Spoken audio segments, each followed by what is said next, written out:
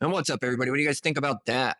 Was that appropriate? Should that have been handled like that at a children's event? I don't think so. But again, I'm not a trained professional. I didn't get 3 months of training, whatever they get. So who am I? This happened June 20th, 2024 in Willimantic, Connecticut at Third Thursday. And the great police department has refused to release anything on this. They won't let us know what criminals were involved, what their names are. They won't let us know who assaulted that 22-year-old, who was the one that had that minor in a chokehold. They're actively protecting these criminals. The clown in the costume committed the most serious offense that was done that evening. There's more to the story than what was put out Only one media outlet covered this. Nobody else did. It didn't make it anywhere. I'm sure if they did, the records would already be out because I don't think the police department would be telling them no. But they must have more important things to be focusing on. I got this footage from somebody that was there that saw the whole thing. This kid said that that minor was being a nuisance. She was telling people she had a weapon, a butterfly knife, and it ended up being a comb, but they made them leave. As you all saw, they were walking away. Then they came running back trying to get in. Then the situation happened with the other kid, the kid that took off. It looked like he was arguing with them. I don't know what exactly was going on there, but he took off. And that's where we get this minor that probably doesn't even weigh 70 pounds, struggling with a cop who has to put his arm around her neck to restrain her.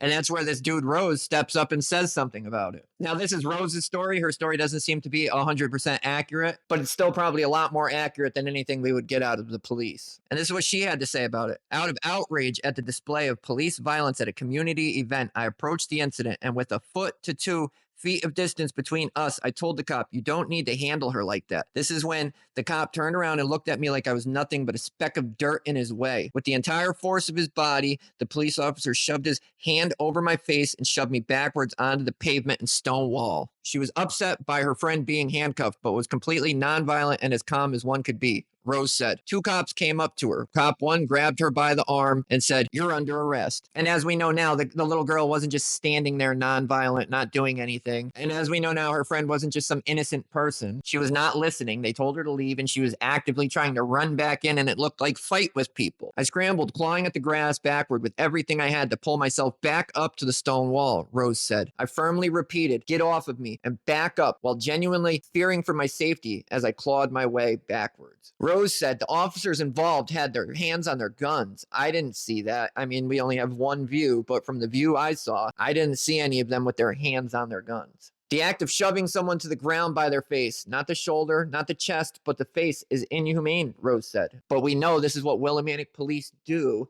anytime anybody questions them or speaks up about what they're doing. Due to the extent of the injuries, Rose said he was in the emergency room until 3:30 a.m. According to hospital records provided by Rose, he suffered from a head injury and cervical sprain. I didn't know what a cervical sprain was, so I looked it up, and it said a cervical sprain is an injury to the ligaments in the neck, specifically the ligaments connecting the cervical vertebrae, causing pain and stiffness in the neck due to overstretching or tearing of these ligaments, often caused by sudden movement like whiplash injury from a car accident or a fall. So that adds up. And this is what he had to say about Third Thursday. He said, Third Thursday was something that I loved for many years, but I will never be able to attend again and feel safe, Rose said, which I would feel that way too. I mean, there was plenty of cops there, and nobody else thought this person stepping up and saying something was a threat. Nobody else stepped in, but the officer manhandling the 14-year-old just couldn't take it and had to hit him. Doesn't matter, open hand, closed fist, that's a hit. That's not a push. And this just proves that they don't have the right temperament to be dealing with society, the public. They weren't even dealing with adults here. It just shows that they have no restraint, and they're not scared to get in trouble because they know they're not going to get in trouble. And of course, since this has happened,